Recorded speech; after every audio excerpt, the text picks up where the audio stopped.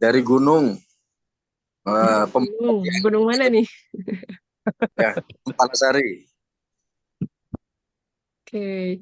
Tadi ada Teh Ida juga nih udah on cam, off lagi. Oke. Teh Wow. Ida sudah siap. Oke. Ini karena sudah memasuki waktu untuk memulai diskusi buku ya. Kita langsung saja awali diskusi kali ini dengan bersama-sama mengucapkan basmalah. Bismillahirrahmanirrahim. Ya kan? Ya, sebelumnya Bismillahirrahmanirrahim. Sebelumnya saya ucapkan terima kasih banyak kepada Akang Teteh semua yang sudah meluangkan waktunya, yang sudah hadir gitu di acara pada malam hari ini. Luar biasa sekali ya ternyata antusiasme dari Akang Teteh untuk mengikuti jalannya diskusi tentang buku yang sudah ada ini ya covernya di background saya, Celoteh Surga. Jadi buku ini sebetulnya memuat tentang apa sih? Nah, malam ini akan kita bedah bersama-sama, tentunya dengan narasumber yang sudah kita persiapkan Jojo hari ya. Seperti kalau bukan Kang Budiana selaku penulis dari Celoteh Surga dan juga ada Teh Pepi Febriandini. Beliau adalah pengurus FLP Bandung dan juga founder dari rumahhujan.id. Oke, nah untuk perkenalan lebih lanjutnya, mungkin nanti bisa sambil jalan aja ya, karena Ya, biar lebih santai, lebih apa ya, lebih enak gitu untuk diskusi ngobrolnya. Kita di sini santai aja, jadi silakan Akang Teteh kalau misalnya mau sambil ngemil, boleh, boleh banget boleh ya disediakan sambil camilan ngemil ya. di, ya di rumah masing-masing tentunya ya. Ya, Karena ini ya, kita ya. secara virtual.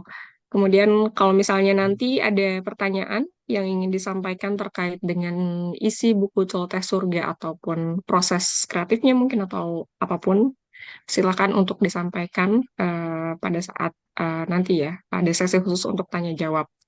Nah, langsung saja untuk mengefektifkan waktu, untuk yang pertama akan ada semacam pemaparan ya dari narasumber yang pertama yaitu Teh Pepi Febriandini yang akan menyampaikan seputar buku Celoteh Surga. Kepada Teh Pepi, sudah siap Teh? Halo, Teh Pepi, belum bisa Halo, pas satu Teh dulu. Sukma. Assalamualaikum. Waalaikumsalam Teh Pepi, gimana Assalamualaikum kabarnya Teh? warahmatullahi wabarakatuh. Alhamdulillah, baik Teh Sukma. Alhamdulillah, luar biasa nih. Ibu yang sangat produktif ya. Jangan bilang-bilang saya udah ibu-ibu, Teh Sukma. Oke, baik. Kan semua perempuan ibu-ibu ya.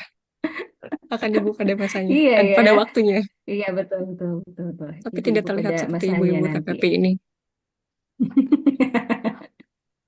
Ini hanya Sangat pencitraan. terlihat. Iya, semua butuh pencitraan teh. Oke, siap. Iya betul, baik Pepi baik. gimana? Sudah siap untuk menyampaikan pemaparan Oke, di malam hari ini? jadi baik baik. Oke, Oke, mangga disclaimer TPP. dulu nih Teh Sukma. Hmm? Karena tadi Ya. Teh Sukma tuh bilangnya pemaparan, jadi kesannya tuh kayak aku mau Oh, presentasi atau mau apa gitu ya, materi apa. Karena sebenarnya materi utamanya dari Kang Budi nih, iya, iya saya betul betul. menulis. Lebih ke memantik diskusi. Maaf saya Romantik ralat ya. ya.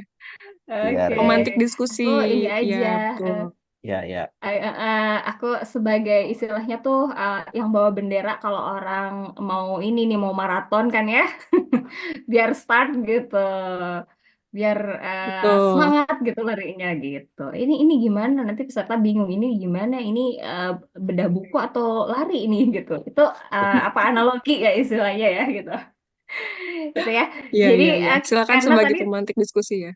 siap-siap. Karena tadi juga Teh Sukma bilang kita santai aja ya, kita bincang santai aja. Kalau misalkan teman-teman di sini ada ketika saya memaparkan gitu ya, menyampaikan sesuatu atau ketika nanti juga Kang Budi menyampaikan, kalau kemudian tiba-tiba kepikiran, mau nanya, boleh langsung ditulis di kolom chat, mungkin ya, Teh Sukma ya, di kolom Ya, chat dulu betul. nanti.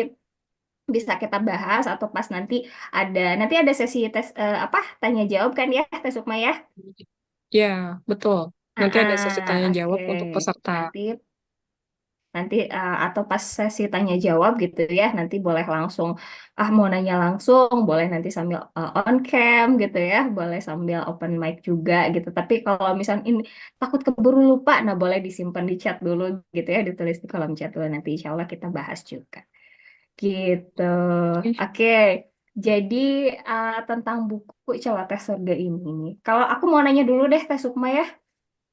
First Ya, impressionnya Teh Sukma nih ketika baca, mungkin baca sedikit atau ngeliat buku Celoteh Surga ini apa nih? First impressionnya atau apa ya? Pandangan pertama gitu ya apa ya? Ya semacam itulah. oke. Ini aku jadi kayak ini ya, narasumber juga ditanya-tanya. Biar Sumber ketiga ditanya. berarti ya.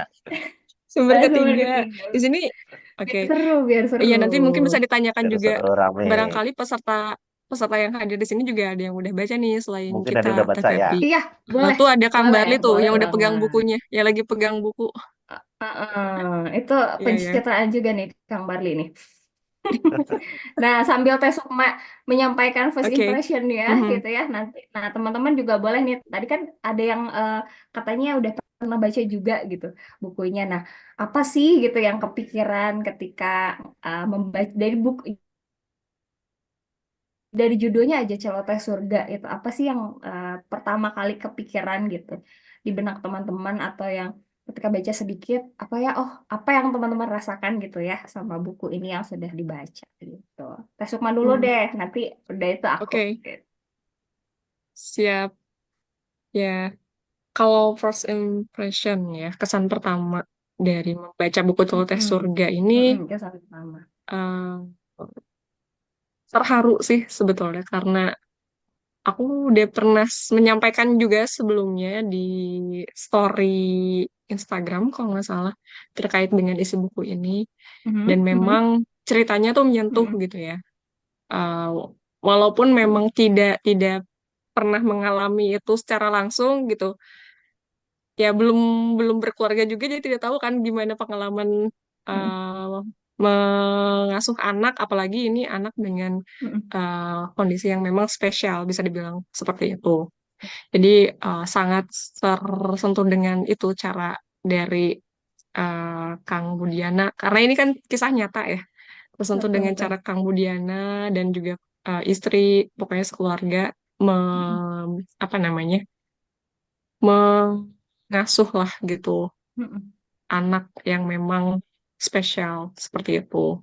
Jadi ada beberapa part juga Oke. yang membuat aku pribadi menitikkan air mata ya berkaca-kaca lah gitu. Karena saking masuk ke relung hati kayak gitu. Dan dari segi penceritaannya pun juga memang mengalir gitu. Seperti layaknya orang yang sedang bercerita seperti ini kayak gitu. Itu mungkin Lagi teh kalau ngobrol gini kesan ya, Teh ya. pertama aku. Mm-mm. Oke, baik. Terharu ya. Aku highlightnya itu kata kuncinya adalah terharu. Jadi bagi teman-teman yang belum membaca, belum sempat membaca dan kemudian nanti abis ini mau beli nih, nanti mau menghubungi Kamu di gimana nih caranya buat beli buku ini gitu. Aku pengen baca. Aku mau disclaimer dulu ya, mau apa istilahnya ya, mau kasih warning dulu bahwa buku ini mengandung bawang gitu ya, yang sangat kuat bawangnya itu ya lebih lebih dari bawang mana tuh bawang berbes atau bawang semenep gitu yang biasanya ini dipakai buat bumbu itu yang banget gitu ya.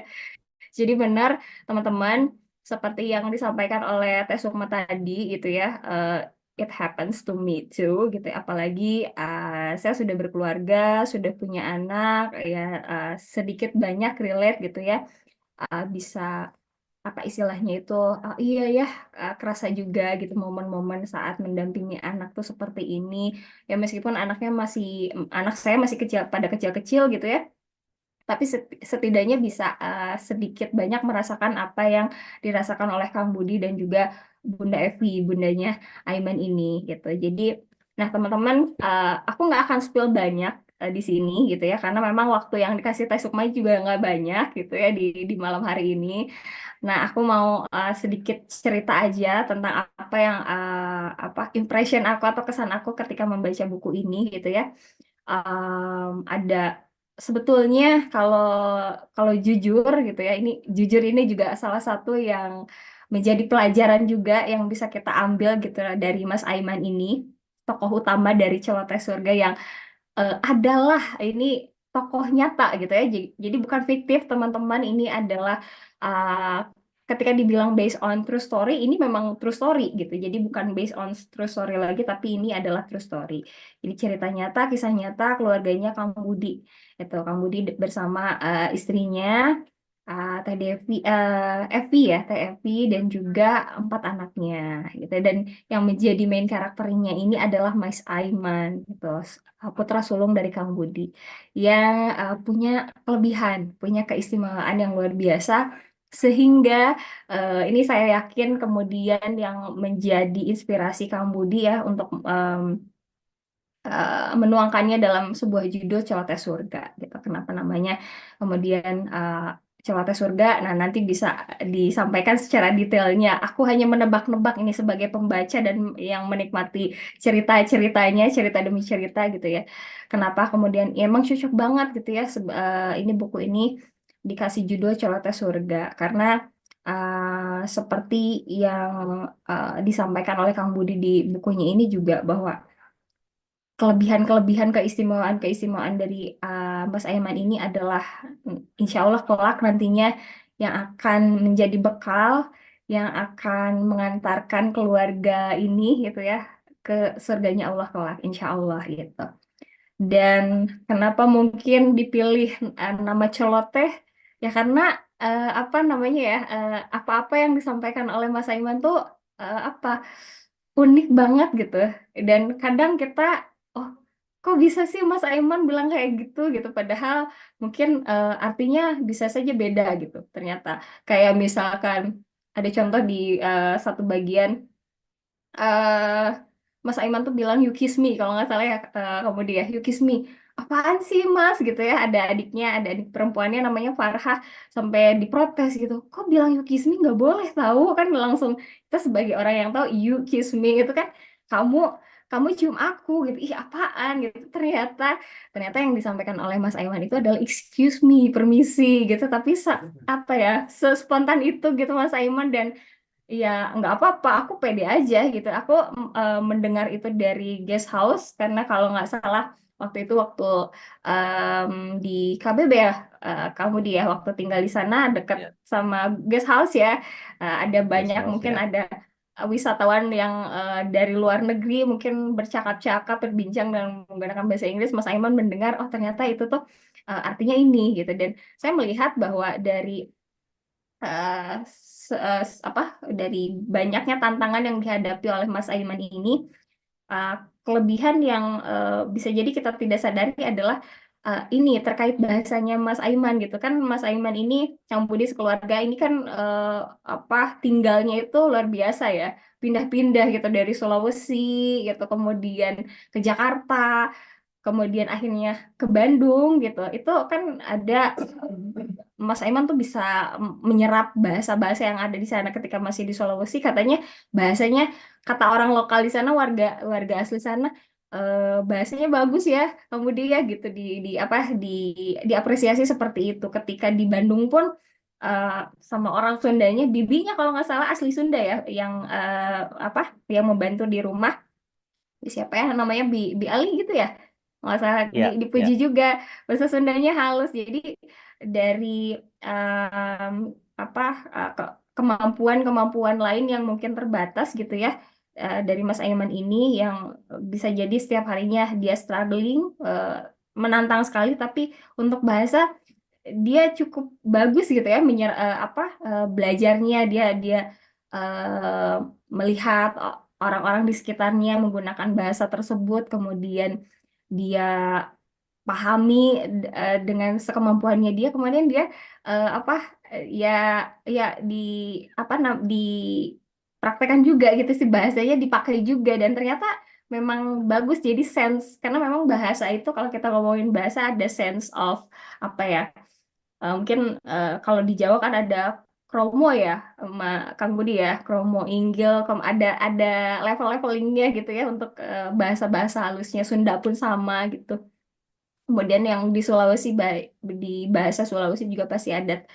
eh, Kalau orang Sunda tuh bilang undak usuk, bahasanya tuh ada, dan ternyata Mas Aiman secara amazingly gitu mampu memahami itu, yang bisa jadi kita sebagai orang tuanya, wah kita aja luar biasa memahami bahasa-bahasa warga sekitar yang bisa jadi bukan bahasa asli kita, tapi Mas Aiman luar biasa sekali gitu. Nah, jadi teman-teman dari buku ini, se- tadi sudah aku bilang bahwa banyak sekali pelajaran, setiap katanya. Ini ada terdiri dari beberapa bab gitu ya. Jangankan bab gitu, setiap kata gitu, setiap scene, setiap adegan itu yang pengalaman demi pengalaman yang dialami oleh Mas Aiman itu adalah pelajaran yang banyak sekali gitu. Dari satu kejadian aja itu pelajaran tuh bisa banyak sekali maknanya gitu. Di karena banyak hal, jadi satu buku ini tebalnya nggak terlalu tebal ya teman-teman gitu. Ini bukan nggak setebal kamus, tapi luar biasa padat sekali, bergizi sekali. Tapi malam ini saya akan meng-highlight ada dua nih, ada dua hal yang bisa kita ambil, kita resapi maknanya, kita petik hikmahnya dari perjalanan demi perjalanan yang dilalui oleh Mas Aiman dan juga keluarganya. Gitu. Yang pertama adalah sosok Mas Aiman ini sendiri gitu ya, yang bisa jadi kita tanpa kita sadari maupun bisa jadi disadari juga ketika bertemu dengan orang-orang yang memiliki keistimewaan ini, kekhususan ini, kita justru malah menghindar gitu, menjauh. Kita nggak mau terlibat masalah gitu. Kayaknya kayaknya bakal susah nih gitu ya. Kayaknya aku nggak mau deh, nggak mau deket-deket karena nanti aku nggak mau pusing deh gitu ya. Mungkin bisa jadi kita nggak memiliki anak, nggak memiliki saudara, nggak memiliki kerabat yang memiliki keistimewaan ini gitu ya. Tapi eh, bisa jadi kan tetangga atau ada yang sekitaran rumah rumah kita yang memiliki keistimewaan seperti ini, dan sadar atau nggak sadar kita malah menjauhinya. Kalau aku pribadi apa ya, justru rugi gitu, justru rugi ketika kita malah menjauhi mereka alih-alih mendekati mereka. Karena dengan saya membaca buku ini gitu ya, dan saya jadi sok-sokan gitu, merasa dekat gitu ngelihat setiap kejadian demi kejadian itu kayak orang ketiga gitu yang, oh Mas Aiman lagi bolak-balik nih dari pesantren ke rumah, dari rumah ke pesantren lagi, saya tuh kayak lagi di rumahnya Mas Aiman lagi ngeliatin, Ya ampun Mas Aiman bolak-balik kayak gitu. Jadi apa ya, ketika kita mendekat gitu, kita dekati orang-orang yang punya keistimewaan ini secara, kalau teman-teman apa ya, mempercayai atau eh, mempelajari juga mengenai law of attraction gitu ya, bahwa di semesta ini semuanya punya energi gitu. Jadi rasanya tuh kayak apa ya, mereka itu tadi ada, saya sempat baca nih di chat ada yang bilang dekat, hangat gitu. Ya itu yang kita rasakan gitu. Yang bisa jadi itu ketika kita terkoneksi ya dengan orang-orang istimewa ini, rasanya tuh lebih hangat dan lebih dekat, jauh dibandingkan dengan orang-orang yang kayak kita lagi gitu, yang biasa, yang keistimewaannya berbeda gitu. Jadi mereka berbeda, dan berbedanya ini adalah salah satunya justru yaitu tadi berbeda, energinya tuh lebih hangat, lebih dekat, lebih, pokoknya lebih apa, kalau kalau bisa disebutin lagi kata sifat adalah murni, lebih murni. Mereka tuh lebih lebih ya, karena kepolosan mereka itu ya gitu. Nanti juga di sini di bukunya dibahas mengenai kepolosan, kejujuran gitu ya Mas Aiman, dan saya pernah berinteraksi dengan orang-orang yang memiliki keistimewaan juga, meskipun mungkin keistimewaannya jenis keistimewaannya berbeda dengan Mas Aiman, tapi rata-rata mereka ini ya seperti ini gitu. Apa ya? Ya itu tadi kata sifat yang saya sebutkan tadi, dekat, hangat, kayak nggak pencitraan gitu. Kalau kalau kita kan istilahnya butuh banget sama pencitraan. Kalau mereka tuh ya ya ya udah kayak merdeka, jujur pokoknya apa ya, mindful, tenang banget deh kalau udah kayak deket sama mereka gitu. Nah, itu yang pertama gitu. Kenapa kemudian kita biasanya mungkin gitu ya, menjauhi dan kayak yang nggak mau berinteraksi kita atau membatasi interaksinya dengan orang-orang seperti ini. Ya mungkin karena kita tidak terbiasa gitu, dan bisa jadi karena kita hanya melihat mereka berbeda dan kayaknya riweuh gitu kalau orang Sunda bilang kalau berhadapan dengan mereka. Tapi justru teman-teman, kalau semakin kita dekat gitu dengan mereka ini, justru kita rasanya tuh semakin malu gitu dengan mereka ini. Semakin malu karena yang pertama mungkin kalau kita tanya diri sendiri gitu ya, pernah nggak sih kita bohong gitu? Pernah nggak sih kita berpura-pura supaya orang-orang tuh lebih senang sama kita, lebih kita pengen, pokoknya orang tuh ngelihat kita tuh biar keren, biar apalah gitu ya, pencitraan lah istilahnya. Tapi kalau mereka itu eh kalau bisa dibilang orisinil tuh orisinil gitu. Mereka tuh apa adanya gitu. Ya bodo amat orang lain mau menilai mereka seperti apa. Jadi eh apa ya, itu salah satu hal yang bikin kita malu dan bikin kita iri gitu ya dengan kepolosan, apa istilahnya tadi, ke kejujuran mereka gitu ya. Sebodo amat orang lain mau mau menilai kami seperti apa gitu. Kami ya kami seperti ini gitu ya. Itu kejujuran, kemudian kepolosan, spontan gitu ya. Kalau kalau kita kan kadang kebanyakan mikir sampai akhirnya sekarang tuh banyak istilahnya bilang overthinking gitu kan ya. Oke. Banyak banyak yang suka overthinking ya, kita karena kadang karena kebanyakan mikir, belum apa-apa udah, duh ini gimana ya, belum apa-apa udah khawatir, udah takut duluan, udah. Jadi pada akhirnya kita nggak move gitu ya, nggak move forward, nggak mengerjakan sesuatu, nggak berkarya karena bisa jadi kita kebanyakan mikir atau overthinking. Tapi Mas Aiman dan orang-orang spesial, orang-orang istimewa seperti Mas Aiman ini orang-orangnya spontan gitu. Aku mau ini gitu. Menurut aku kamu gini gitu. Kayak misalkan suatu waktu kalau nggak salah kamu itu disebutnya nggak sopan ya ayah gitu, atau ayah perbaiki akhlaknya gitu. Kalau kita mikirnya loh kok gitu ya, kok bisa sih bilang kayak gitu, perbaiki akhlak emang kenapa gitu. Tapi sespontan itu gitu, sampai kadang kita mikir dari kespontanan itu iya juga ya gitu, jadi kita malah merefleksikan diri kembali gitu dari spontan itu. Kadang bisa jadi jenaka gitu ya, lucu gitu ya, jadi hiburan tersendiri. Tapi tak jarang juga kayaknya itu kespontanan itu jadi kalau dibilang bumerang, bumerang untuk merefleksikan diri gitu ya. Jadi kejujuran, kespontanan, terus aku ngelihat di sini tuh Mas Aiman tuh digambarkan orangnya kekeh gitu. Dan kayaknya tuh eh, kalau dibandingin dengan kita ya gitu, yang dianugerahkan oleh Allah kemampuan yang berbeda gitu ya, kemampuan yang bisa jadi menjadi tantangan gitu untuk Mas Aiman ini. Kita tuh kadang ya udahlah gitu, kayaknya sulit gitu menghadapi masalah, menghadapi pekerjaan yang lebih sulit gitu, menghadapi sekarang nih misalkan ada teman-teman mahasiswa yang aduh rese banget nih kayaknya dosennya, udahlah ya udah aku yang penting lulus lah gitu, yang penting aku mata kuliah ini nggak dapat C lah, ya udahlah gitu, banyak ya udahlah gitu. Tapi kalau Mas Aiman di sini dan mengajarkan kita untuk teguh pendiriannya gitu, untuk kekeh, aku maunya ini, pokoknya aku akan memperjuangkannya gitu.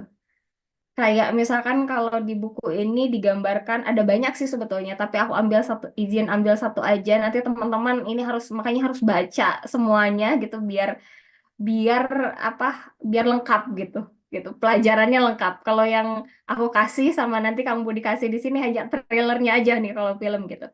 Jadi pernah satu waktu nih Mas Aiman menunggu bundanya gitu, karena udah janjian ada acara tablik akbar ya kalau tidak salah gitu. Nah, perginya tuh mau bareng bundanya, tapi udah janjian tuh di asar gitu, di azan asar.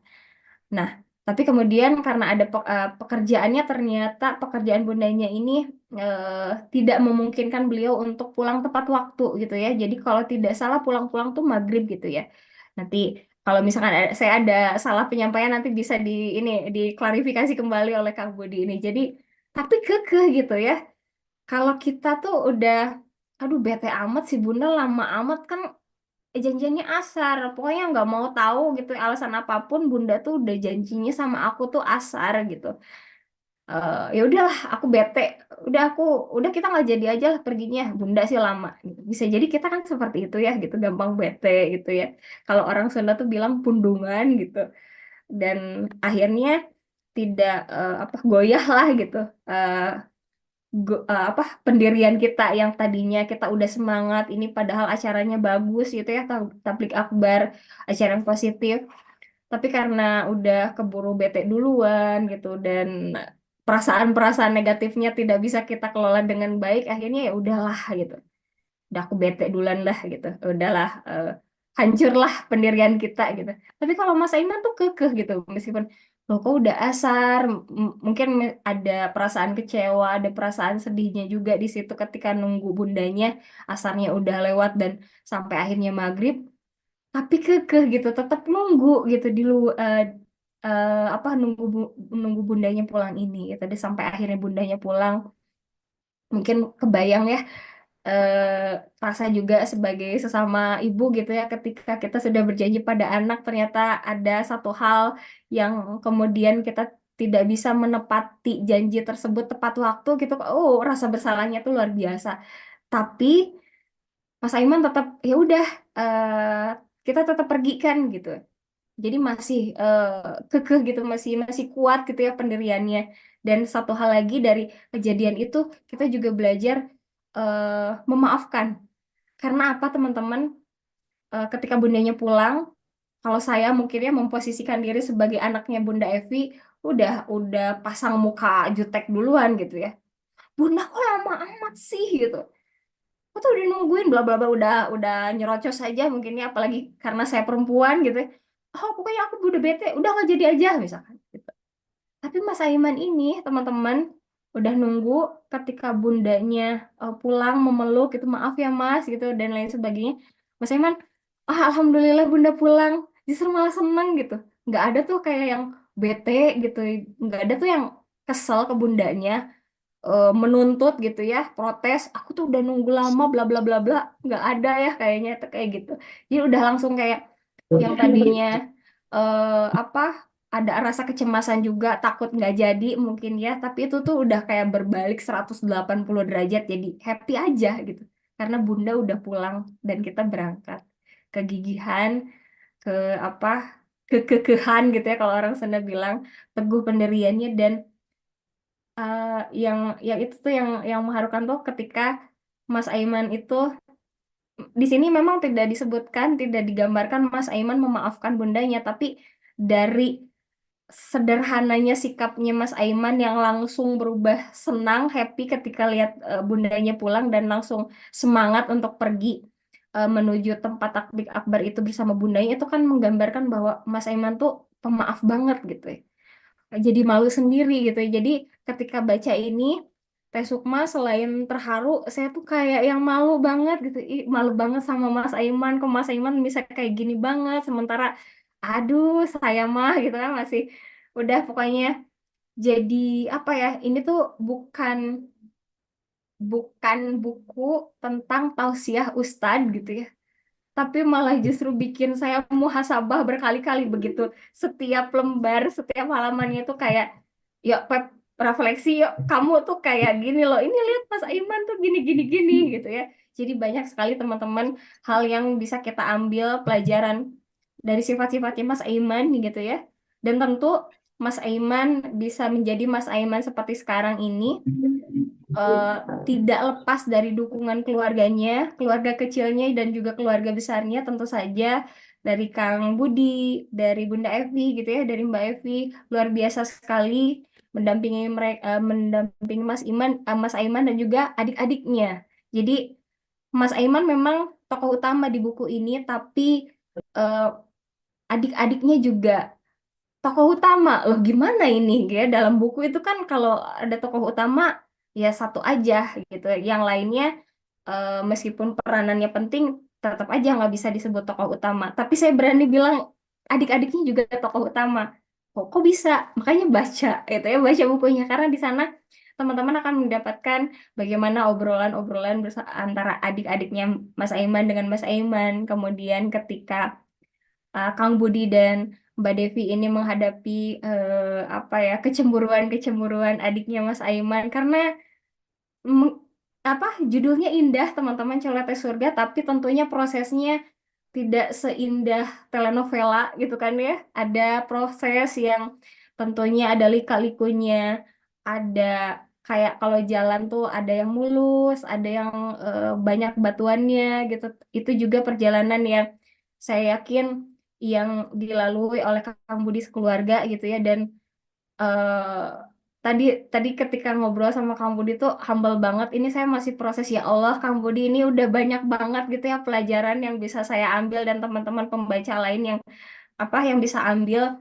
Dan apa insya Allah ini lewat buku Celoteh Surga ini jadi amal jariah juga buat Kang Budi dan Mbak Devi sekeluarga yang lewat buku ini yang cuma satu buku nih padahal, tapi wah luar biasa. Ini uh, pelajaran hidup yang bisa kita ambil tuh banyak banget itu ya. Dari itu tadi baru dari Mas Aimannya aja, belum dari adik-adiknya gitu.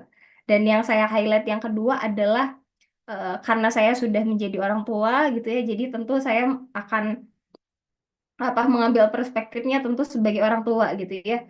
Jadi gimana saya melihat, padahal lewat buku aja nih, saya ketemu sama Kang Budi ketika kegiatan FLP aja ya Kang Budi ya, kita jarang ketemu, tapi lewat buku ini saya jadi ngerasa merasakan gitu ya, diajak untuk berjalan gitu ya. Kayak meskipun di sini tentu saja tidak disebutkan semuanya, tidak diceritakan semuanya, tapi lika-liku perjalanannya itu terasa gitu ya. eh Kang Budi dan juga Mbak Devi ini dari awal gitu ya membangun sebuah keluarga, kemudian lahirnya Mas Aiman. Dan yang satu satu yang saya highlight adalah karena kita saya ini Mah ya, saya biasanya kadang kalau menerima kesulitan gitu ya, struggle itu biasanya kata yang terucap adalah kok gini sih ya Allah, kok sulit sih ya Allah, Allah kok gini sih ngasih saya ini, jadi kayak protes gitu ya, kayak mengeluh gitu. Dan di awal tuh udah dibikin malu nih saya tuh karena gini, yang disampaikan oleh Kang Budi dan Mbak Devi di sini adalah ya Allah, benarkah kami yang Engkau pilih? Jadi bukan bukan keluhan, ini tuh kayak sebetulnya memang di situ mungkin terasa ada kekhawatiran gitu ya, ketakutan, tapi ada rasa wah, saya ini adalah orang terpilih, tapi khawatir juga ya Allah, takutnya nggak mampu kan kayak gitu gitu ya. Jadi bukan bukan protes sama Allah, tapi eh, kayak kita tuh pasrah gitu ya, ya Allah, semua ini, semua yang terjadi di dunia ini pasti karena kehendakmu gitu ya. Dan kami menerima, kami diamanahi anak juga karena kehendakmu, tapi mungkin ada perasaan khawatir gitu, takut tidak bisa mendampingi dengan sebaik-baiknya. Tapi eh, ada perasaan bahwa yakin gitu, yakin karena Allah sudah mengamanahi, pasti Allah kasih bekal juga gitu. Meskipun mungkin waktu itu belum kebayang mau gimana gimananya, tapi dari sana saya belajar bahwa jadi orang tua di awal itu perlu yakin dulu. Yakinnya tuh bukan yakin sama apa sama kemampuan diri dan pasangan, tapi yakin kalau Allah itu udah kasih uh, kita berpasangan dengan pasangan kita tentu saja gitu ya. Kita punya istri, kita punya suami, itu Allah sudah berkehendak seperti itu kan berarti Allah udah ngasih jalannya tuh seperti ini, kasih amanah anak ada berapapun gitu ya, dengan keunikan bagaimanapun itu Allah udah percaya sama kita nih, Allah kasih nih, nih aku kasih nih anak ini, anak ini, anak ini untuk kamu dampingi sepanjang hidupnya gitu, sepanjang hidup kamu, karena Allah udah kasih bekal gitu ya, karena Allah udah kasih jalannya gitu, dan yakin itu jadi apa istilahnya tuh energi energi yang utama dan pertama ketika kita menikah dan eh, mengemban amanah sebagai orang tua gitu. Yakin itu nomor satu gitu, yakin sama Allah, karena kalau kita udah kayaknya aduh gimana ya, udah nggak yakin sama Allah, udahlah gitu ya, udah itu mah tersesat weh gitu. Jadi yang pertama, makanya di sini juga posisinya tuh di awal banget Kang Budin menuliskannya itu pas banget gitu ya. Pas banget kalau misalkan kita belajar gitu ya, ada strukturnya gitu ya. Yang pertama apa gitu. Nah, yang pertama yang eh, perlu kita jaga gitu ya sebagai pasangan gitu ya. Ini eh, pembelajaran juga buat teman-teman yang mempersiapkan diri untuk berpasangan gitu ya. Ini yang pertama yang perlu dibangun adalah keyakinan gitu ya, yakin bahwa Allah tuh nggak akan menelantarkan kita gitu ya. Allah tuh nggak akan eh, ini kamu dikasih amanah ya udah, tolong jaga ya, nggak kayak gitu konsepnya gitu. Kita dikasih amanah, tentu kita itu seperangkat dengan bekalnya gitu. Itu yang pertama, yakin. Kemudian yang kedua adalah karena manusia gitu. Kang Budi sama Mbak Devi juga sama juga manusia gitu ya. Meskipun ini pembelajarannya ini sangat luar biasa sekali, pengalaman hidupnya sudah wah luar biasa sekali, tapi kita diajak untuk melihat bahwa kami juga manusia loh gitu. Ada satu masanya saya sedang lemahnya gitu, mungkin Kang Budinya atau Mbak Devinya, tapi karena udah kompak gitu ya. Jadi ketika salah satunya sedang merasa lemah gitu ya. Ya namanya juga manusia itu fitrahnya juga gitu. Tapi saling menguatkan gitu. Ketika Kang Budinya sudah merasa "Ah, kayaknya sulit deh" gitu. Karena di situ juga diceritakan bahwa hubungan dengan antara ayah dan anak gitu ya. Ayah dan Mas Aiman ini itu nggak sesmooth judulnya gitu. Nggak se apa ya, semulus gitu ya nampaknya gitu. Ada proses-proses yang panjang yang dilalui oleh Kang Budi, nanti bisa di-spill sedikit, dan memang perlu teman-teman baca gitu ya dari awal sampai akhir gitu supaya bisa tahu gitu seperti apa lebih detailnya gitu.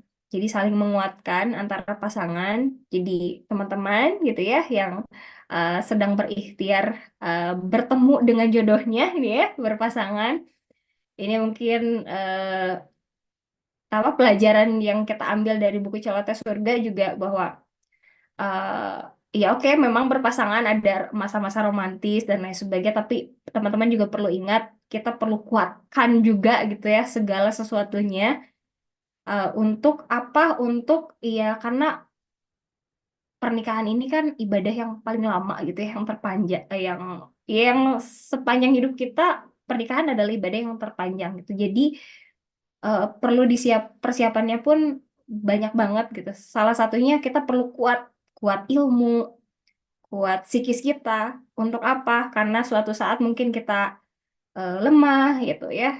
Kita perlu menguatkan, selain kita kok pasangan aku nggak menguatkan aku, ya jangan seperti itu ya. Jadi jangan apa, jangan dulu minta dikuatkan oleh pasangan, tapi kita juga di awal tuh udah perlu apa, menguatkan diri sendiri, dan ada momennya nanti kita perlu menguatkan pasangan kita, dan itulah yang kita dapatkan gitu ya, kita ambil hikmahnya dari pasangan Kang Budi dan Mbak Evi ini gitu, saling menguatkan. Karena eh, jangankan diamanahi anak-anak spesial gitu ya, anak-anak istimewa, karena ternyata selain Mas Aiman ada Hilmi juga ya, anak ketiga ya, Kang Budi ya, yang juga punya keistimewaan juga. Oh, Insya Allah luar biasa. Ini saya, anak-anak saya juga padahal masih kecil juga, wah luar biasa ini tantangannya juga gitu ya. Jadi memang harus saling menguatkan. antara pasangan ini, istri dan suami. Jangan saling bermental korban. Kok aku terus sih apa yang kerja? Kok aku begini? Kok aku terus yang ngurusin Aiman? Misalnya nggak ada tuh yang nggak apa? Mungkin bisa jadi gitu ya di belakang layar, tapi mereka ini saling menguatkan gitu ya, Kang Budi sama Mbak Devi ini saling menguatkan.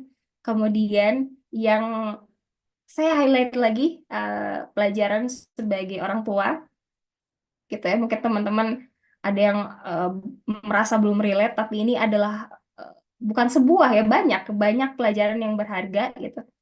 Bahwa em, ketika kita membangun keluarga itu tadi yakin ya, yakin terus saling menguatkan antara pasangan. Yang ketiga adalah ini saking apa ya, saking saya udah mulai mulai kena nih emosional. Jadi agak-agak ini tadi proses ya gitu.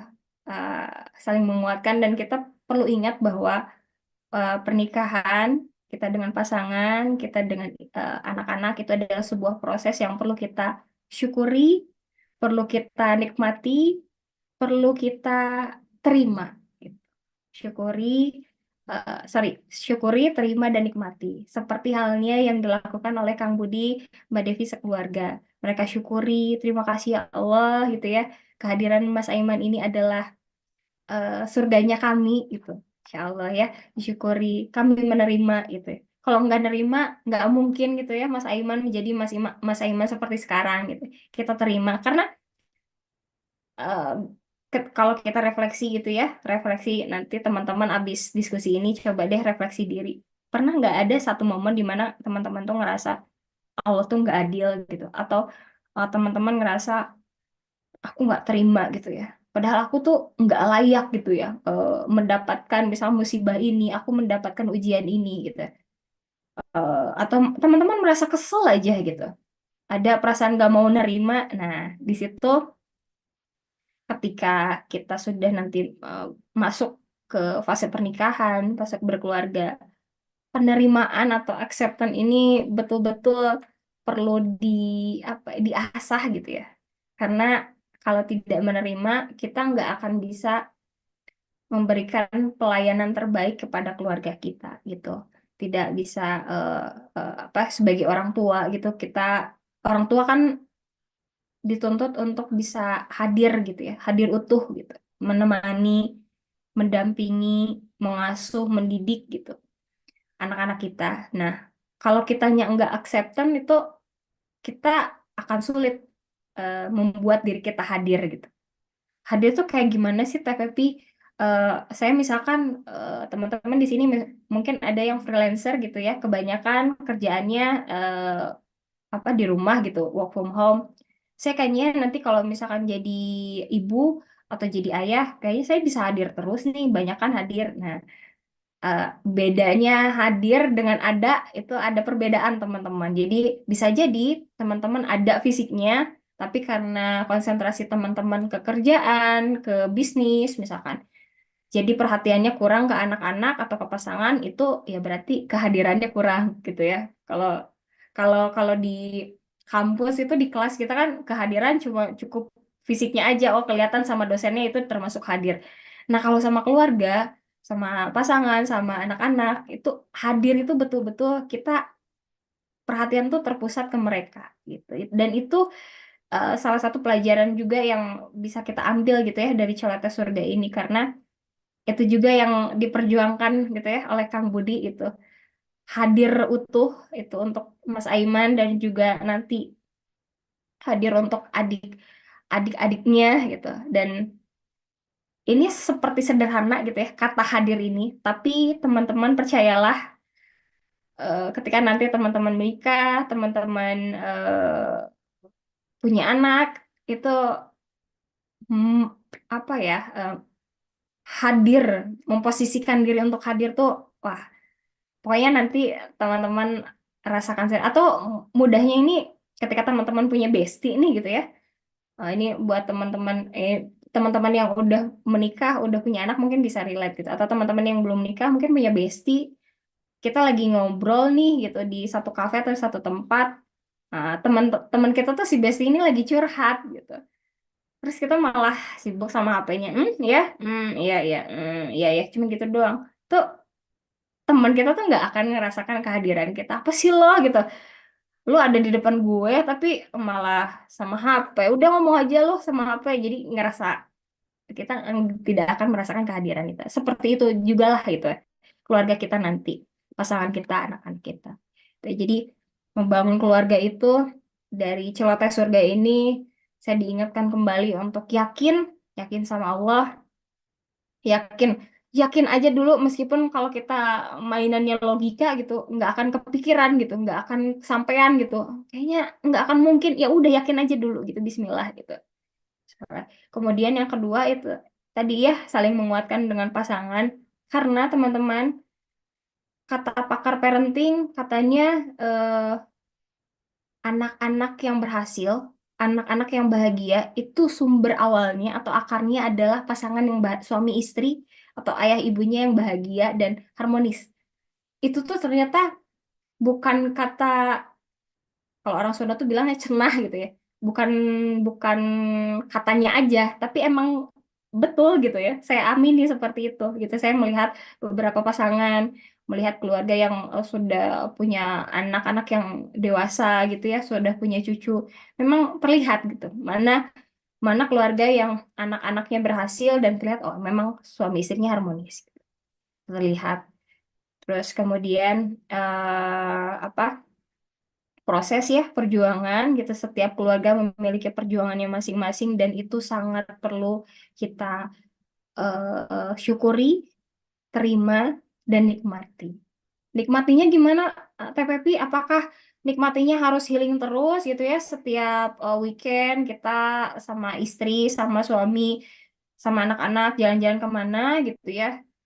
Nah, teman-teman, menikmati itu bukan hanya yang bahagia-bahagianya aja, tapi yang kurang mengenakan, kurang nyamannya itu juga berusaha kita, oh iya, ada berusaha kita lihat apa sih hikmah atau apa sih di balik yang tidak nyaman ini, apa yang bisa kita jadikan pelajaran. Nah, itu menikmati itu seperti itu gitu ya. Jadi bukan hanya yang indah-indahnya aja, yang enak-enaknya aja, tapi menikmati adalah ketika ada yang tidak nyaman. Di sini juga ada ya di buku Celoteh Surga juga tidak happy-happy aja nih teman-teman ceritanya. Ada juga bagian-bagian yang menegangkan yang bikin saya tuh kalau ada lagi ada di situ pengen banget meluk Mbak Devi itu. Mbak Devi gitu ya.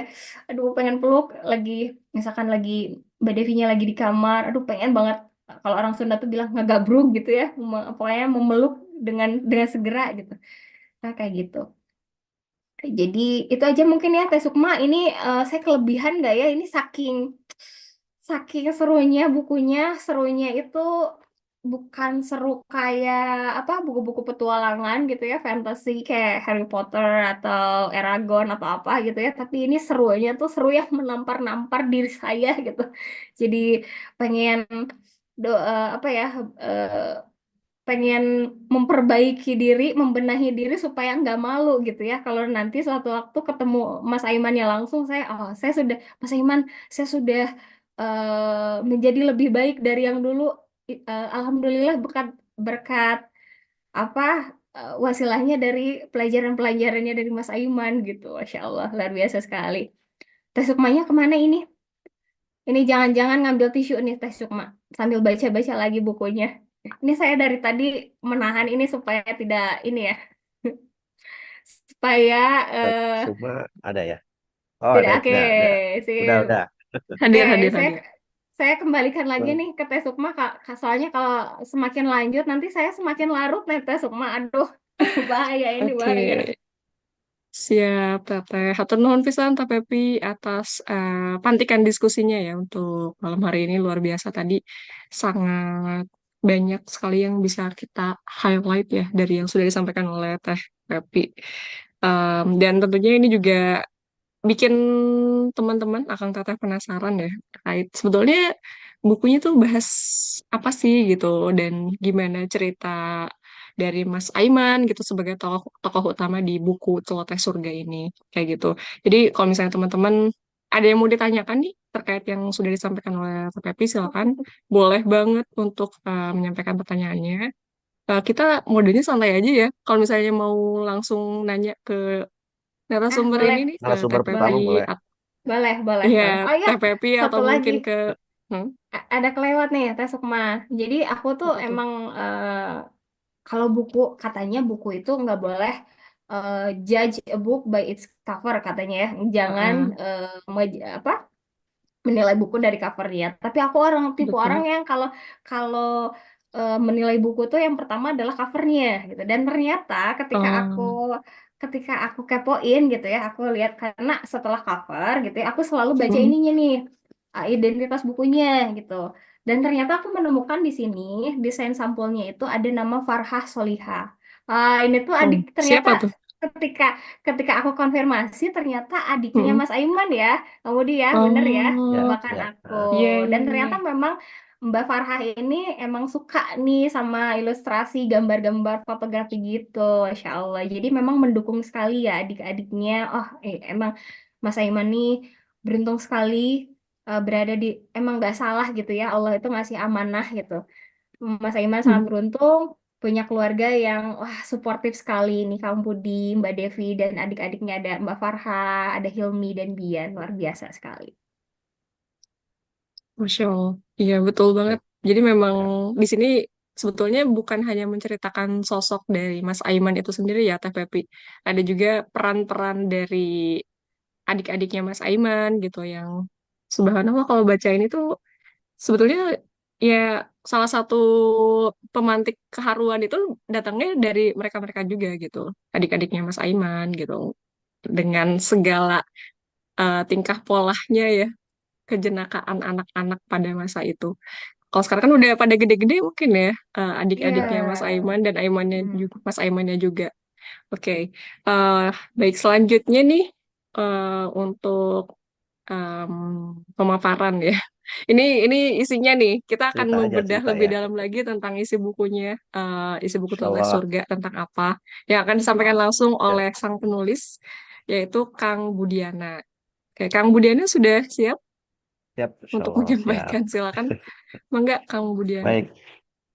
Ya, hatur nuhun buat Teh Sukma, kemudian Teh Pepi, Kang Barli ya, teman-teman dari FLPW Bandung yang memfasilitasi malam hari ini kita bisa berdiskusi ya, ngobrol-ngobrol. Dan sebenarnya ini buku ini diterbitkan di tahun eh, 2020 ya, Oktober, setelah apa ya, COVID gitu ya. Dan ini kan terus terus berlanjut ya, maksudnya kehidupan kami gitu ya, kehidupan kami kan terus berlanjut. Hal-hal yang mungkin ada di buku yang saya ceritakan, saya petik dari kejadian sehari-hari bisa jadi berubah, bisa jadi ini. Tapi alhamdulillah yang sangat kami syukuri ya berlanjut dengan positif gitu ya. Eh, Aiman, kalau saya cerita dari awal ya, Aiman itu lahir di Manado. Saya ditempatkan di Manado, kemudian bertemu dengan istri dan alhamdulillah Aiman lahir Manado. Sekarang udah usia 25 tahun. Ya. 25 tahun. Tapi kalau menurut beberapa pakar gitu ya, dokter tumbuh kembang anak, usia usia fisiknya 25 tahun. Tapi usia psikisnya gitu sekitar 10 tahun gitu. Sehingga kalau ya kami karena setiap hari ketemu gitu ya, sudah paham gitu.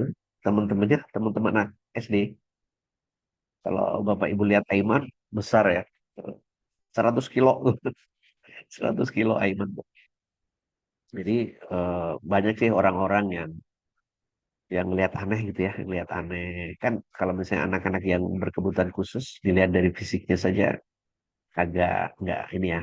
Ketika pernah gitu ya saya naik naik pas di jalanan gitu ya. Ada orang tuh memperhatikan terus Kak Iman gitu. Terus dia mendekat ke saya, "Oh, Pak, saya paham anak Bapak berkebutuhan khusus gitu." Jadi orang-orang tertentu sudah bisa bisa melihat Aiman seperti apa. Nah, Aiman sendiri gitu ya, Aiman sendiri itu kalau saya bandingkan dengan adik-adiknya, ya paling sedikit temannya gitu. temannya paling sedikit.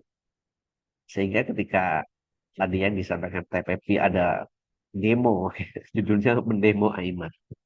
Mereka protes ketika Aiman, kenapa waktu-waktu usia ini ya masih kecil kan kami tidak mengizinkan handphone gitu.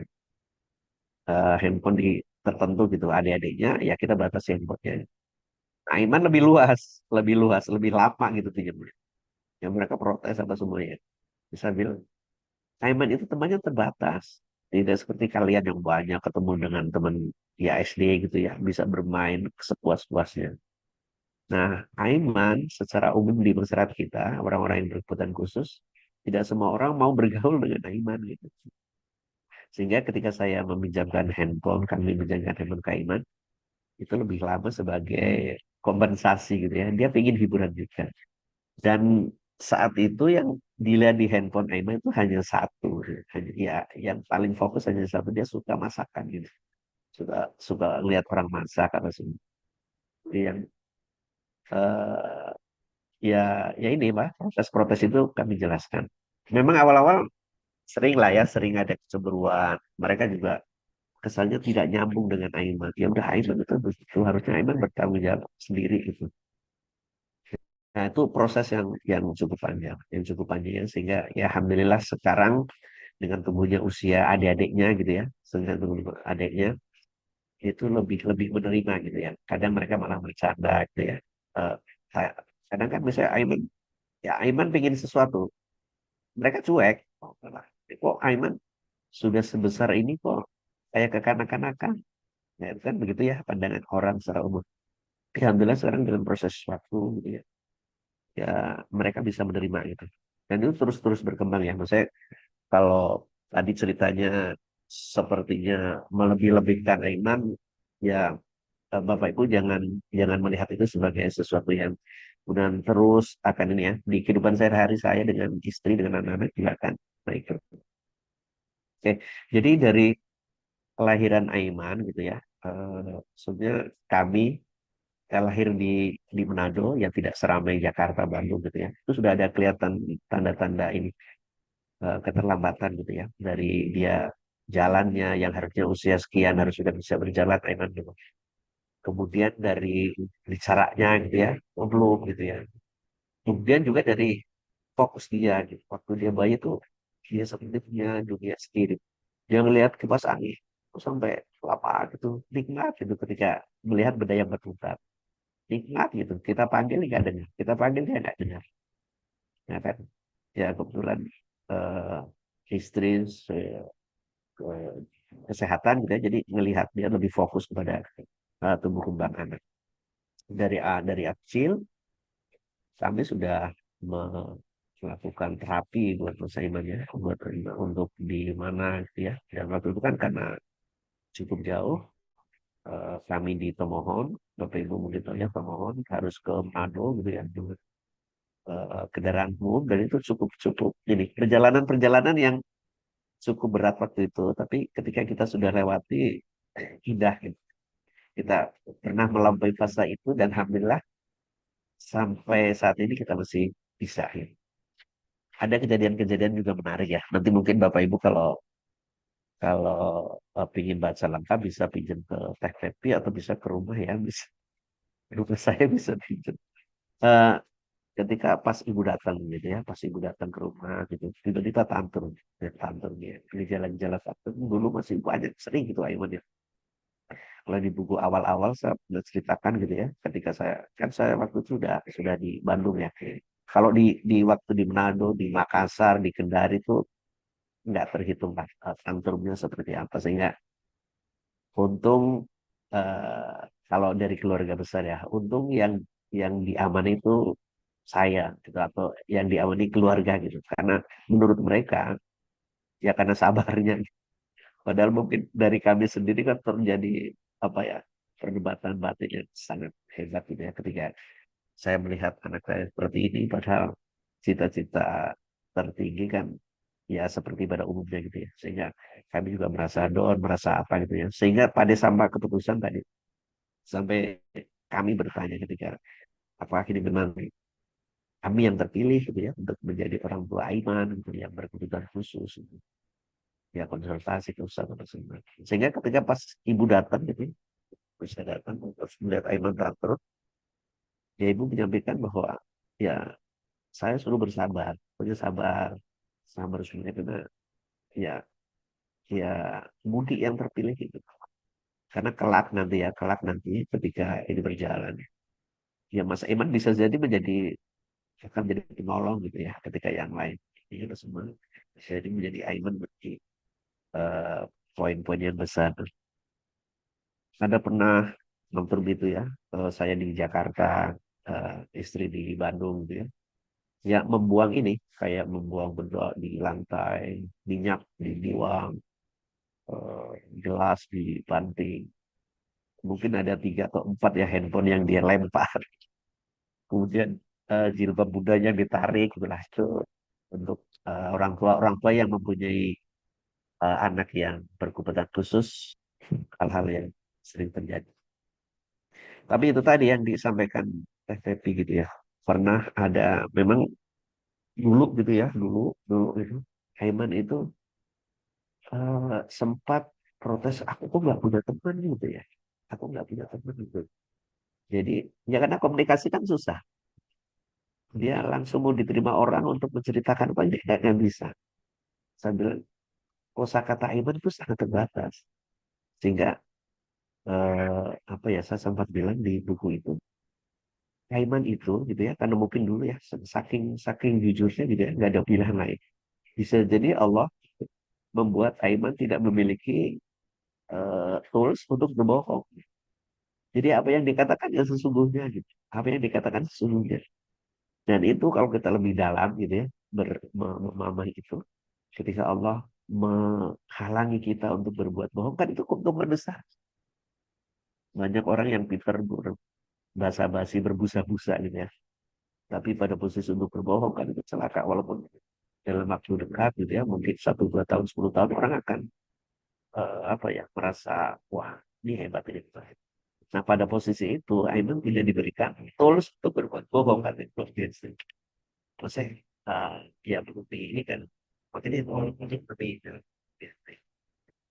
sehingga ya pelan-pelan kami merasa terus menumbuhkan rasa syukur dengan anugerah Aiman. Nah, pernah Aiman itu ya aku nggak punya teman, aku nggak punya teman sehingga ya kami eh, menyekolahkan ke pesantren, ya pesantren ada kampung Quran di daerah Cihanjuang gitu ya. Kalau Bapak Ibu yang dari Bandung mungkin tahu ya Cihanjuang. Bukan dalam rangka untuk secara akademis bukan, tapi lingkungan gitu ya lingkungan.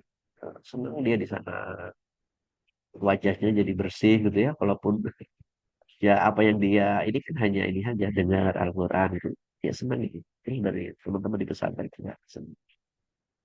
Ya pada satu kondisi gitu ya Aiman nggak mau keluar, dia keluar kamar ketika dia lapar gitu ya. Pagi makan keluar gitu ya dan itu bertegur sapa dengan saya sangat jarang kan saya dengan keluarga itu sering maksudnya pernah terpaut jauh ya ketika saya di Kendari misalnya istri saya di keluarga saya di Makassar ketika saya di Makassar pernah keluarga di Bau-Bau jadi pernah kami apa ya mengalami proses 5 dapur gitu ya. Saya di mana? Saya di Makassar, istri saya di Bau-Bau. Aiman pernah saya sekolahkan di Solo waktu itu ya. Adiknya di Purwakarta. Saya bawa dengan Hilmi di Kendari gitu jadi centang terentang gitu ya. Luar biasa. Jadi ketika Aiman bertemu dengan saya kayak canggung gitu. Aiman merasa ini kalau dalam bahasa sekarang citraan ya. Ingin dekat-dekat dengan saya. Padahal itu memang saya untuk membina hubungan dengan Aiman agar lebih dekat, lebih baik gitu ya. Oke ya, jadi ya kembali ke tadi. Aiman pernah mengeluh, aku kok nggak punya teman. Terus di rumah. Tapi kalau di kamar gitu ya, Bapak ini di kamar. Ada suara-suara yang kita dengar. Yang mudahnya dengar. Dia lagi ngobrol gitu. Jadi eh, dulu waktu dia ini ya. di kamar tidur itu dia gelar banyak majalah waktu itu. Dan dia suka lihat-lihat pesawat tuh di majalah-majalah yang pesawat-pesawat itu ya sama yang masuk.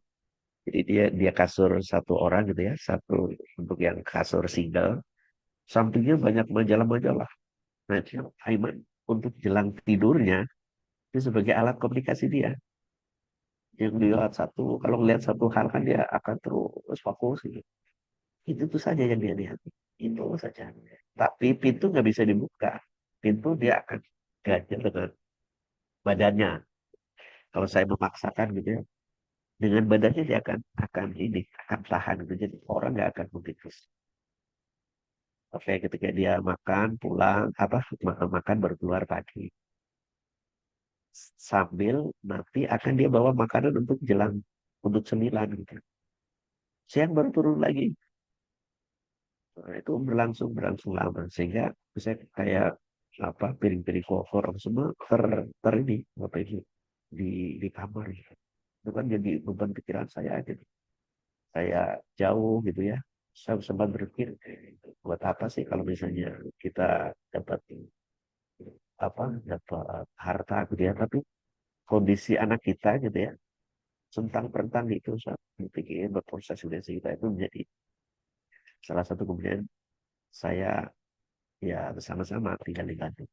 Nah itu jadi sholat juga susah. Saya sampai pernah gini, saya gedor-gedor pintu Mas Iman, ayo sholat. Mas Iman sudah ini itu. Pokoknya karena saking seringnya gitu ya, saya sampai memohon ya Allah ini kalian tuh nggak ini Mas Iman ayo sholat itu. Diam aja, diam sampai 10 menit, 15 menit nggak ada gerakan. Gitu. Kadang-kadang kesabaran saya juga habis gitu ya, saya marah, saya gedor pintu gitu ya. Saya berkata keras gitu. Nah, Aiman kalau sudah berkata keras, dia macet istilahnya ya. Sudah langsung nggak bisa negosiasi lagi. Nah itu berlangsung lama waktu itu. Terus alhamdulillah ya kami berdoa, diskusi lagi berdoa ya Allah semoga muslim bisa ini. Nah, alhamdulillah ini pelan-pelan berubah. Pelan-pelan. Di postingan Facebook saya terakhir, saya mengambil video itu ya. Ketika setengah jam sebelum subuh, Mas Eman sudah mandi, sudah pakai wangi-wangi, sudah ini semua. Ya kami sediain sih. Mas, ini Mas Emun udah gede nih, pakai wangi-wangi. Ya ini aja menyerah gini, Mas. Mempersilahkan dirinya untuk disemprot minyak wangi. Ini katanya mau nih, ya lah. Itu eh, kadang 1 jam. Kalau di lingkungan kami gitu ya, kan azannya 2 kali tuh kalau subuh. Azan pertama untuk membangunkan orang, azan kedua udah mau dekat subuh gitu ya, sudah masuk subuh. Aiman kan nggak tahu waktu, belum tahu jam gitu. Dia dengar azan pertama, dikira sudah subuh, padahal masih 1 jam. Dia udah berangkat ke masjid. Sampai saya berpikir, ya Allah, ngapain aja masih di masjid ya? Kan dia belum ini ya. Nah itu yang alhamdulillah sampai sekarang. Mas Aiman itu konsisten sholat gitu ya. Ketika lihat jam azan sholat, dia berangkat gitu ya. Saya tidak memperhatikan pada kualitas sholatnya, tapi dia berangkat gitu. Udah hidup banget. Soalnya ya saya berharap sih ya ketika dia ke masjid gitu ya Allah akan memberikan ini ya maksud itu tadi tidak memproses seperti kita yang orang menang secara berpikir oke gitu gitu ya pertama. Jadi Aiman alhamdulillah sekarang tuh rutin ke masjid dengan sepeda subuh subuh gelap gitu sebelum itu dia dengan sepeda sendiri berangkat gitu. Nanti pulangnya agak siangan karena itu masjid itu dekat dengan SD madrasah jadi mainnya ya dengan anak-anak SD. Itu yang pertama. Terus yang ketika di pesantren, kan bolak-balik pesantren itu. Kami dulunya kenapa ya Mas Iman bolak-balik pesantren? Padahal baru nyampe jam 8 nih. Jam 9 udah pulang lagi.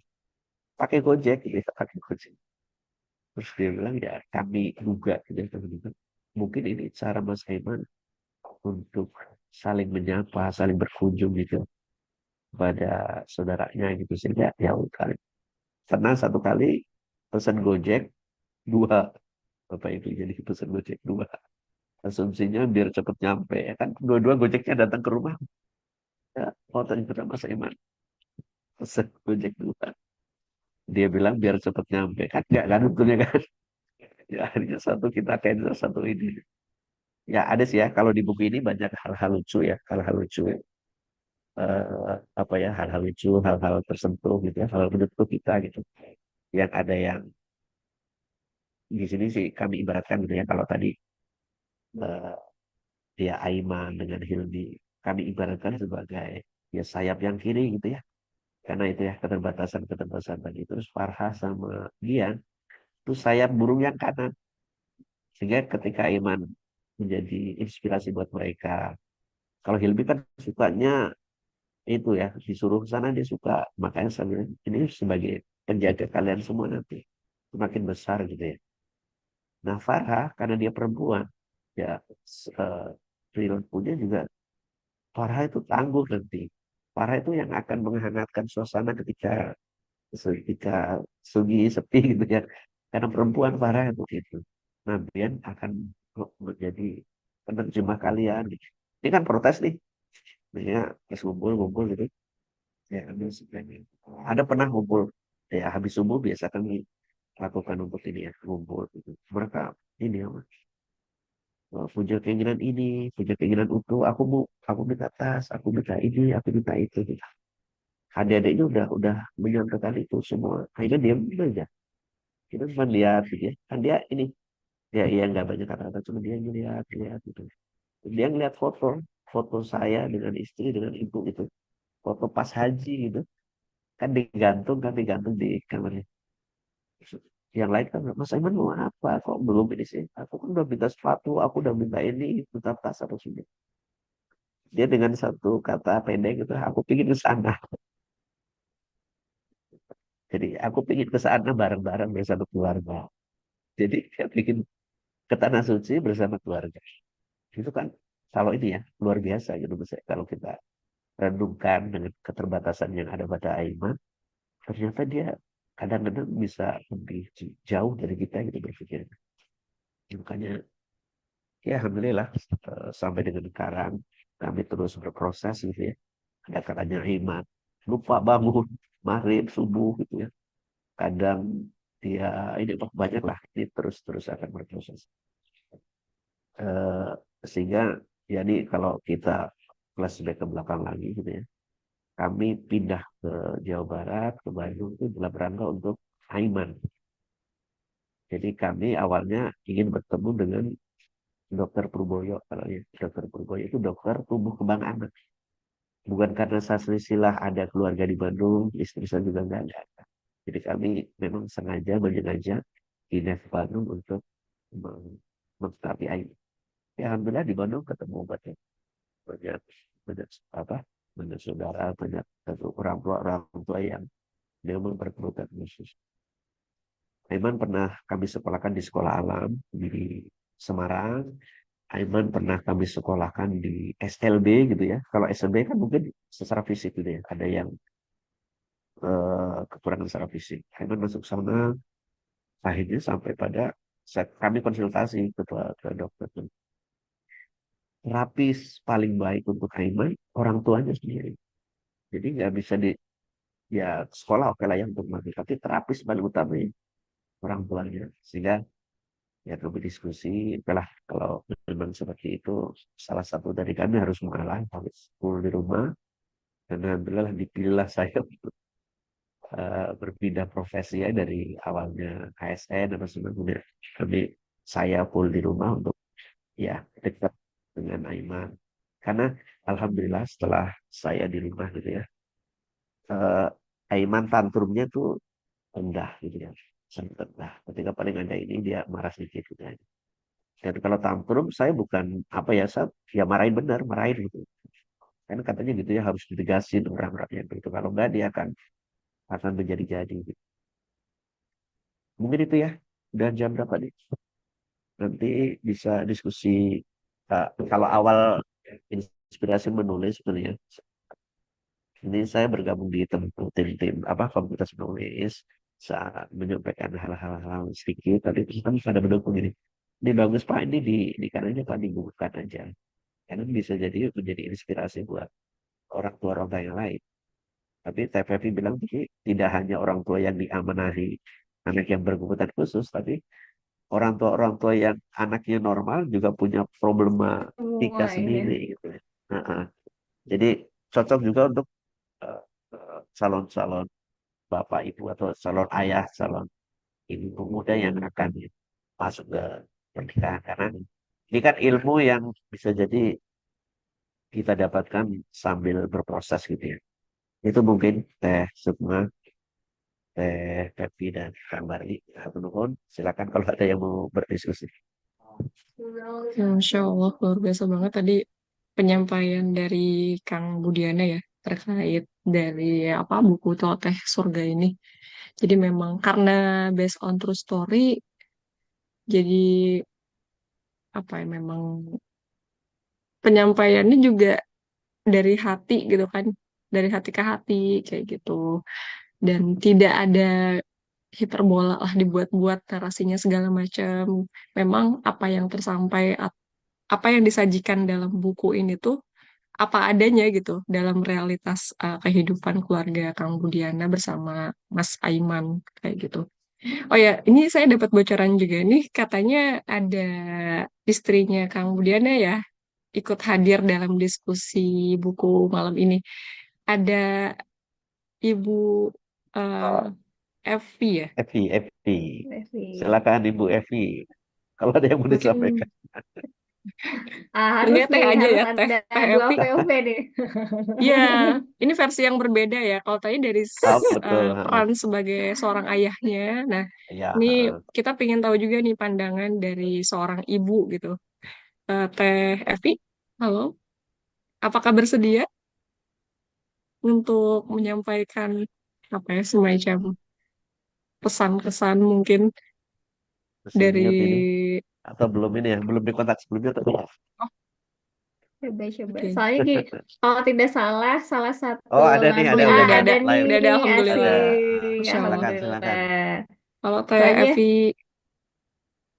salah satu Em, Masih oke, oke. lagunya apa namanya lagu favoritnya. Waalaikumsalam warahmatullahi Waalaikumsalam warahmatullahi. wabarakatuh. Mbak Evi, Masya Allah.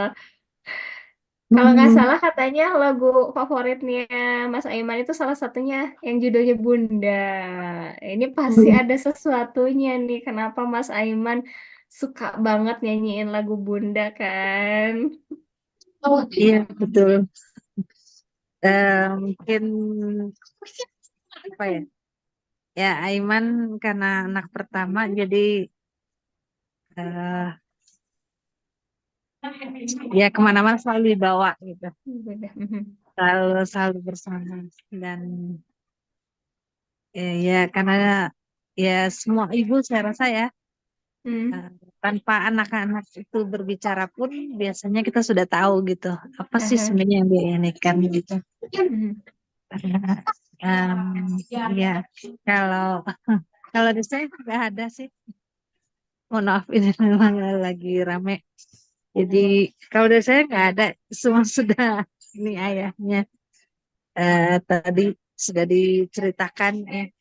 Dan ya ini apa mungkin hal-hal kecil yang sebenarnya saya sendiri tidak melihat itu ya. Mhm. Kebanyakan orang mungkin ya alhamdulillah ayah Aiman bisa melihat hal-hal itu sebagai sesuatu yang ternyata em, ya setelah diungkapkan seperti itu atau di dalam bentuk tulisan kita pun jadi berpikir oh iya ya ternyata itu hikmahnya gitu Mhm. ya alhamdulillah dan senang sekali bertemu dengan teman-teman ya mungkin di grup FLP Bandung walaupun saya sendiri sebenarnya tidak bisa menulis tidak Dan ya berbagi peran katanya Mbak Evi. Jadi ini kolaborasi yang nulisnya bagian Kang Budi nih, yang ini pelaksananya Mbak Evi. iya iya kurang lebih begitu Masya ya Allah ya, kolaborasi di dalam rumah Kolaborasi. tangga ya, ya luar biasa. Ini jadi sekolah parenting juga nih, pembahasan diskusi buku malam hari ini luar biasa. dari celoteh surga ternyata memang yang memang dasarnya tentang keluarga pasti akan merembet kemana-mana juga ya, sangat luas gitu pembahasan dari buku ini. Oke, em, ini karena waktu kita terbatas ya untuk diskusi buku, boleh kita lanjut aja ya ke sesi tanya jawab. Mangga kalau misalnya Kang Teteh, teman-teman Boleh, di sini boleh. mau menanggapi atau Saya bertanya izin pamit silahkan. juga ya. Oh Iya, iya, Ada terima mangga tugas kasih Teh dari Evi. Mbak dari Evi. Hatur nuhun sudah meluangkan waktu untuk hadir. Terima Silakan kasih. Teh. Terima kasih. Assalamualaikum warahmatullahi wabarakatuh. Waalaikumsalam Waalaikumsalam warahmatullahi. warahmatullahi wabarakatuh. Silakan kalau dari teman-teman ada yang mau bertanya atau menanggapi, boleh disampaikan ke ini bisa ke TVP ya sebagai pemantik diskusinya atau mungkin ke Kang Budiana sebagai penulis bukunya. Ini aku sambil baca-baca chat sebelum-sebelumnya nih, Teh Sukma. Mhm. Ada dari Boleh? siapa ini? Oh, yang pertama ada Winarso, katanya iya betul, mengandung bawang. Jadi ini ya terkonfirmasi gitu ya. Jadi Mhm. memang teman-teman yang nanti mau membaca bukunya siapin tisu atau sapu tangan ya, Teh Sukma ya. Iya, betul. Harus sedia Berdasarkan pengalaman ya harus sedia. tisu. Kalau enggak nanti bocor basah-basah. Terus katanya tadi mohon nanti hostnya jangan ragu mengeksplor narsum sedetail mungkin. Kalau pengen detail harus baca sih ya, Teh Sukma ya. Harus baca Iya, bukunya. Kita ini manas-manasin gitu kan ya, biar biar biar merasakan sendiri. Karena kalau aku tuh orangnya tipe yang aku nggak mau nih cuman aku doang yang nangis-nangis gara-gara baca buku gitu. Aku juga pengen ngajak orang lain juga ini harus rasakan ini gitu. iya. Jadi bukan Biar, heeh, biar biar merasakan sendiri gitu ya. Karena kadang kalau diceritain tuh sensasinya beda ya, Teh Sukma ya gitu. ya. Ah, masa sih Karena pengen heeh, nangis? Mm-mm. setiap pembaca tuh kan punya sudut pandang yang berbeda ya atas buku yang Betul, dibaca. betul, betul, Pengalaman betul. bacanya tuh berbeda-beda gitu. Ah, Nah, makanya kalau ah. misalnya teman-teman di sini belum baca, baiknya baca Baca. sendiri ya. Isi Iya. bukunya tuh kayak gimana. Terus Mm-mm. juga ini menarik juga sih. Tadi sempat disinggung sama Teh Pepi terkait judul ya. Kenapa judulnya Mm-mm. Kuota Surga? Padahal judul itu tidak semulus realitas atau kenyataan dari Kang Budiana dan istri gitu kan ketika mengasuh Mas Aiman ini gitu kan. Itu menarik juga gitu kan. Memang Ya, kalau secara judul tuh mungkin orang bayangannya kayak wah, imajinasinya tuh sesuatu yang indah gitu kan, iya sangat benar-benar. menyenangkan. Padahal ada sesuatu di balik judul itu gitu kan, Betul tantangan sekali. dan segala macam. Ya, Iya. nah ini udah ada yang mau nanya nih, Teh Pepi Oke, dari boleh. Teh Tatin. Silakan Teh Silahkan. Tatin. Baik, maaf, off kamera ya Teh. Bangga, Mangga, bangga, gak apa-apa. dapatin. Assalamualaikum warahmatullahi wabarakatuh. Salam kenal buat khususnya penulis dan pastinya orang tua dari Mas Aiman ya. Qadarullah saya juga orang tua spesial ya. Oke. Saya punya anak autis dengan usia 28 tahun yang saya belum baca buku ini tapi sedikit menginspirasi barangkali ya nanti untuk para pembaca lainnya. Tertarik insya Allah nanti saya akan coba baca pengalaman-pengalaman atau hal-hal yang terjadi di buku itu sebenarnya sudah menggambarkan bagaimana saya 28 tahun mendampingi apa sih ya kalau kita bahasanya IBK Teh, insan berkemampuan khusus. Jadi bukan berkebutuhan khusus. Luar biasa betul kalau nanti saya jujur belum baca, saya juga tiba-tiba ada yang mengundang aja seseorang silahkan gabung di Zoom malam ini gitu dan saya tahu terdorong seperti apa akhirnya saya gabung. Insya Allah itu menginspirasi barangkali kalau nanti kita ada buku-buku tentang bahasa-bahasa yang memang kalau dibilang kalau kami membahasakannya adalah anak-anak surga gitu ya karena mereka ini adalah guru buat kita sebenarnya, bukan kita menjadi guru mereka. Mereka adalah guru kita yang mendekatkan kita untuk selalu bahwa semua itu bukan musibah gitu lah. Itu adalah suatu anugerah yang entah apapun, entah kondisi bagaimanapun, pasti Allah punya rencana lain gitu. Insya Allah nanti saya akan baca, mungkin nanti juga kalau saya izin boleh minta kontaknya ya. Barangkali diizinkan biar kami bisa sharing khususnya mungkin dengan Pak Budi ya. Itu ya. Jadi kesan saya sih betul peran bonding antara sibling yang paling penting ada. Kalau orang tua ispatilah ya, itu bagaimanapun adalah bagian dari tanggung jawab dan amanah. Tapi bonding sibling ini luar biasa, itu yang harus kita buat sedemikian rupa gitu kan, sehingga apapun kondisinya, bagaimanapun perkembangan si anak-anak kita ini, tapi mereka hadir di antara keluarga dan itu adalah bukan beban dari para sibling ini, tapi mereka juga adalah menjadi satu bagian dari bagian dari kehidupan mereka untuk sampai ke depannya bahwa it's okay, I'm fine gitu. Saya punya saudara yang berbeda seperti yang lain. Mungkin itu Teh, Mangga. Terima kasih. Wassalamualaikum warahmatullahi wabarakatuh.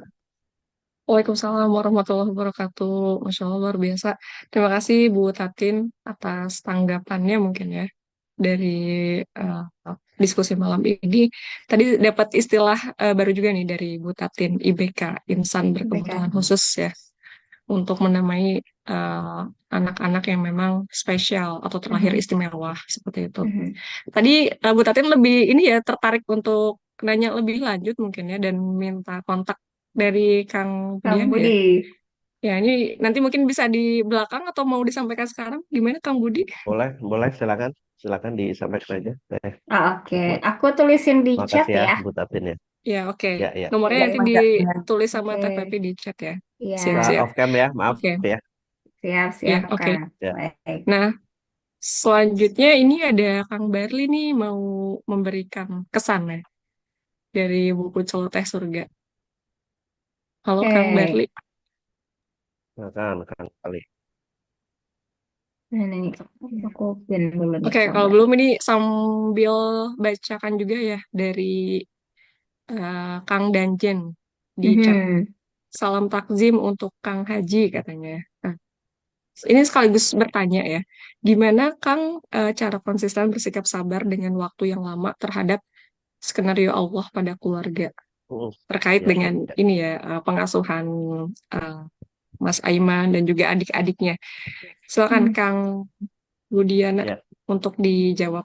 Mangga. Hatur nuhun, Kang Danjen ya. Saya pernah menulis ini juga ya di apakah masuk di buku ini atau di status-status saya di Facebook gitu ya. Nah, karena sabar itu saya bilang itu sabar menjadi sumber yang bisa apa ya? Kan kalau ada ya sumber daya alam yang sekali pakai habis tuh kayak minyak gitu ya, kan habis. Terus apa gitu ya habis gitu ya. Nah, sabar itu termasuk sumber daya yang bisa diproduksi terus-menerus gitu ya. Kadang mungkin habis gitu ya, tapi ternyata dengan apa ya pemahaman lagi gitu ya, kita kontemplasi lagi ini lagi dengan pasangan, sabar itu bisa tumbuh lagi. Jadi sabar itu nggak akan pernah habis. Ya adalah ya godaan-godaan sabar gitu ya, sampai yaitu pada posisi tertentu kami di awal-awal buku kan menanyakan apakah ini benar-benar kami yang kau pilih. Nah prosesnya itu setelah kita menanyakan itu bukan akan lancar-lancar saja kan, harus ada ini terus ada godaan gitu ya. Sehingga sabar adalah merupakan apa sih istilahnya gitu ya, resources apa gitu lupa saya. Pokoknya yang bisa diperbarui terus akan ada lagi walaupun sempat menipis kesabaran itu, tapi bisa diperoleh kesabaran yang tebal lagi. Bukan berarti kemudian saya termasuk orang yang sabar tanpa cacat gitu ya. Oh, banyak sekali, banyak sekali. Makanya saya bilang kemudian jangan merespon ini dengan yang berlebihan. Kami juga masih terus berproses gitu ya. Eh, apa namanya ya, keributan-keributan kecil di keluarga tetap ada gitu antara saya dengan Aiman, saya marah ke Aiman, tetap itu berproses gitu ya. Bukan sempurna. Nah, itu ya. Jadi Kang Dajen, berkumpul dengan orang-orang yang bisa memberikan energi gitu ya tentang kesabaran itu. Karena kalau kita hanya kerja sendiri, hanya berdua dengan istri, tentu energinya itu nggak terlalu banyak. Tapi dengan komunitas gitu ya, dengan komunitas. Ternyata jauh ada gitu ya, ada ibu dengan dia hidup sendiri, single parent, diamanahi dengan anak-anak yang berkumpul, yang apa tadi, yang Bu Tatin sampaikan, insan yang berkemampuan khusus. Dan dia Ya, sendiri gitu, sendiri gitu kan ini. Ya Allah, ternyata kami masih beruntung bisa berdua. Kemudian didikan dengan adik-adiknya yang sudah mulai mengerti sampai sekarang ya. Itu mungkin. Oh, Kang Danjen. Terus Bu Tati, insya Allah Bu Tati nanti. Kalau Aiman kan sekarang usia usia 25 ya. Kalau Bu Tatin sudah lebih dewasa gitu ya, karena sudah 24. Dan oh iya, celoteh-celotehan Aiman juga. Karena kenapa celoteh surga gitu ya? Kalau celoteh kan kadang-kadang dia spontan-spontan gitu ya. Spontan-spontan. Tapi itu tadi, karena spontannya inspiratif gitu ya. Kan ini cocok nih celoteh surga. Walaupun proses judul itu eh, panjang juga. Sebelumnya ada mau judul ini, tapi dirubah. Ya, akhirnya ketemu dengan judul celoteh surga itu. Gitu. Sukma. oke. Semoga menjawab ya Kang Danjen atas pertanyaan tadi terkait gimana sih secara konsisten untuk bersikap sabar ya terhadap kondisi keluarga yang dialami oleh Kang Diana. Nah, karena ini waktu kita eh, sangat dibatasi ya untuk malam hari ini, kita mungkin langsung ke Kang Barli aja ya, yang tadi mau memberikan cerita Boleh, atau boleh, boleh. kesan bacaan buku ini. Halo Kang Barli?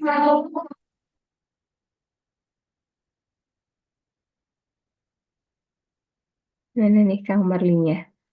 Mau aku pin. Kang Barli, Nah, belum on cam nih.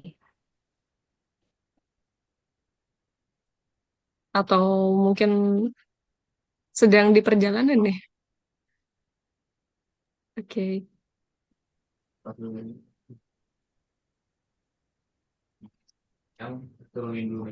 mana nih Kang Barli? Belum ya? Belum, ini belum on cam. Belum ada. di, ya udah di jam Baik. 9 nih, jam 8 malam. Boleh ini dulu mungkin Teh Sukma kita foto bersama dulu. Oke, ya. Oke, Sebelum boleh. mengakhiri ya, Oke, oke. silakan bagi Akang Tateh teman-teman yang bisa Oke. on cam, Yang silakan bisa untuk on on cam. cam. Dipersiapkan. Insya Allah, makasih banyak nih Bapak Ibu udah bergabung di malam mau libur besok ya. Iya, Bisa jadi sebelum libur ini bersama-sama dulu. Sebelum sebelum libur belajar libur. dulu nih, Kang Budi. Siap. Oke. Terima kasih Om Udin. Siap. Ibu Nani, makasih banyak semuanya. Bu Ida ya.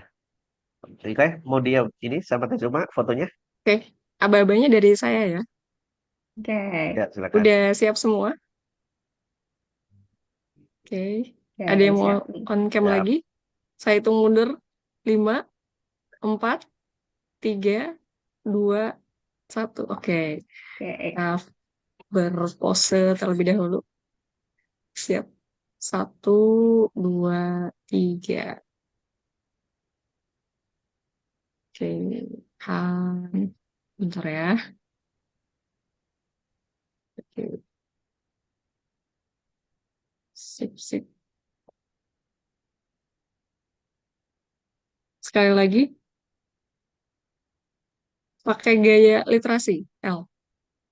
Iya. Ya. Oke, Literasi. 1, 2, 3.